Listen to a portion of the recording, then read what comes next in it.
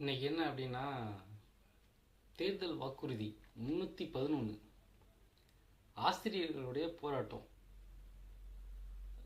தேர்தல் வாக்குறுதி 311 என்ன தேர்தல் வாக்குறுதி 311 பார்க்கலாமா?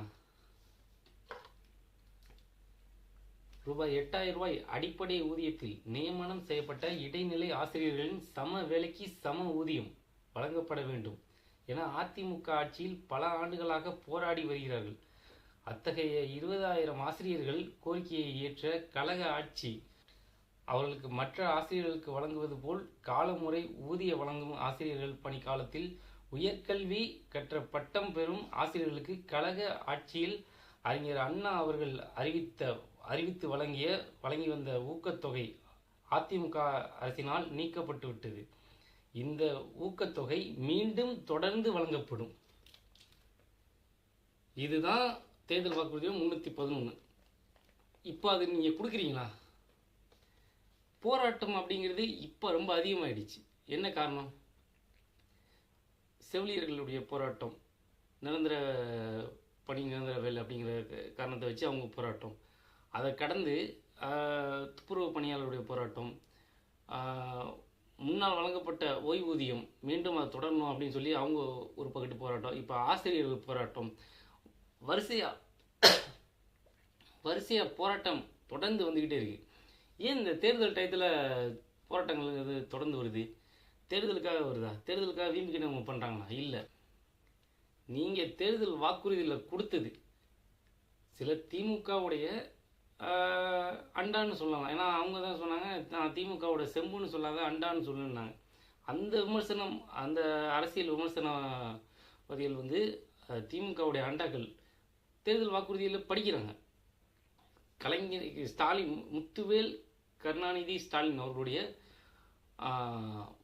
தேர்தல் வாக்குறுதி, நிறைவேற்றிய வாக்குறுதியெல்லாம் மூச்சு விடாமல் படிக்கிறாங்க. அது பார்த்து நிறைய பேர் மெல்றாங்க. எத்தனை வாக்குறுதி இருக்குது அப்படின்னு பார்த்தோம்னா ஒரு 60 வாக்குறுதி இருக்குது. அவங்க படித்த வாக்குறுதி 60 வாக்குறுதி.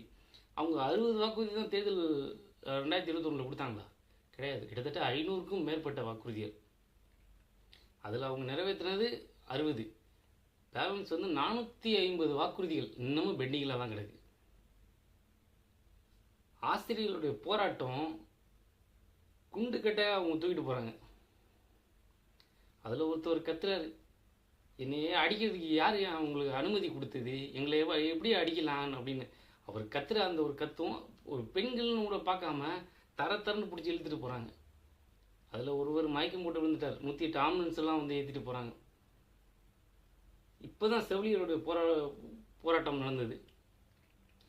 செவிலியர்களுடைய போராட்டத்தில் இதில் இன்னொரு கொடுமை என்ன அப்படின்னா, 1000 பேர், அதாவது செவிலியர் போராட்டத்தில் தனியாக ஒரு மண்டபத்தில் கைது செய்ய வச்சுக்கிறாங்க. கிட்டத்தட்ட பாத்ரூம் வசதி கூட சரியாக இல்லை. அதாவது மாதவிட டயத்தில் வந்து அவர்களுக்கு பேடு மாற்ற கூட அவளுக்கு புதிய வசதி இல்லாமல் ரொம்ப ஒரு, அது எப்படி அந்த வார்த்தையெல்லாம் சொல்ல முடியல. அவ்வளோ ஒரு முத்துவேல் கருணாநிதி ஸ்டாலின் ஆட்சியில் நீங்கள் பண்ணிய சாதனையை விட நீங்கள் பண்ணிய வேதனை ரொம்ப அதிகம் அப்படின்றாங்க. தொடர் போராட்டம். அவங்க கேட்கக்கூடிய கோரிக்கை அப்படிங்கிறது நீங்கள் தேர்தல் வாக்குறுதியில் கொடுத்தது என்ன அப்படின்னு தான் கேட்குறாங்க. ஏன்னா அதில் ஒரு அம்மா சொல்கிறாங்க, நான் வந்து ஓட்டு போட்டேன், இந்த வாக்குறுதிக்காண்டி ஓட்டு போட்டேன், நான் மட்டும் போடலை, எங்கள் வீட்டில் உள்ளவங்களையும் போட வச்சேன், எங்கள் மாமா எங்கள் அத்தை எல்லாருமே போட வச்சேன். எல்லாருமே கேட்டாங்க, ஒருத்திக்காக நான் திமுக ஓட்டு போடணுமான்னு. என் ஒருத்திக்கு அரசு வேலை கிடைச்சிருச்சுன்னா அது உங்களுக்கும் பயனுள்ளதாக இருக்குமே அப்படின்னு நான் சொல்லி ஓட்டு போட்டேன். நீ சொன்ன வாக்குறுதி 311 நிறைவேற்றுங்க அப்படின்னு போராட்டம். துப்புரவு பணியாளர்கள், ஒவ்வொரு வீடும் சுத்தமாக இருக்க வேண்டும், ஒவ்வொரு தெருவும் சுத்தமாக இருக்க வேண்டும் அப்படிங்கிறதுக்காக தான் அழுக்காக இருந்தாலும் அசிங்கமாக இருந்தாலும் அதை பொருட்படுத்தாமல் ஊரை சுத்தம் செய்த துப்புரவு பணியாளர்கள், அவங்களுடைய கண்ணீர், அவங்களுடைய போராட்டம், அதுக்கான நீதி இன்னும் பெருசாக வழங்கலை.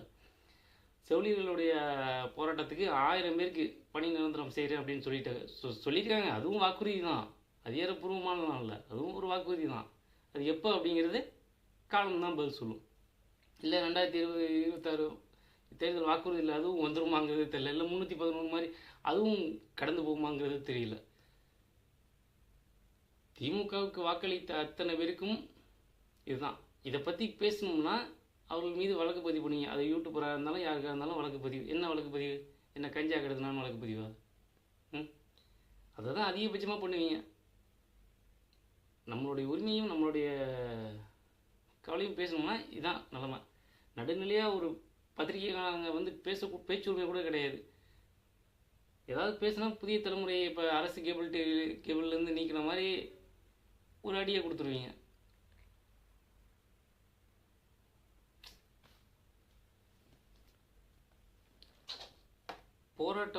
போராட்டம் செஞ்ச பாதி பேர் குழந்தைய கூப்பிட்டு வந்தாங்க. அரையாண்டு லீவு குழந்தைய கூட்டிகிட்டு வந்து போராடுறாங்க. அவங்க குழந்தை முன்னால் தரன்னு நீங்கள் இழுத்துட்டு போகிறீங்க.